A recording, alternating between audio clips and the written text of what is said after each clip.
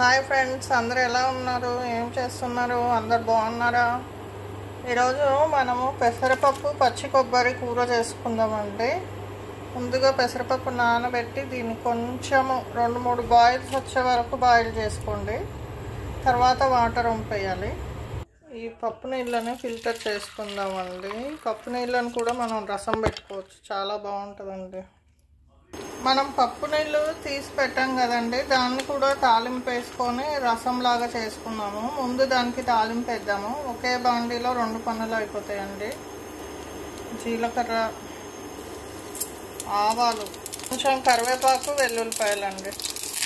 రసంలోకి పోసేసుకుందాం. ఇది రసంకి తాలింపు వేసాం కదండి, ఇప్పుడు కూరకి ఎలా తాలింపు వేయాలో చూపిస్తాము. ఆనియన్ అండి, ఇది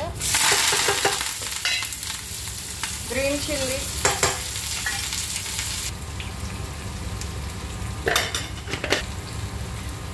సాల్ట్ అండి, కొంచెం పచ్చి కొబ్బరి గ్రైండ్ చేసుకొని దీంట్లో వేసుకోండి ఈ కూరలో.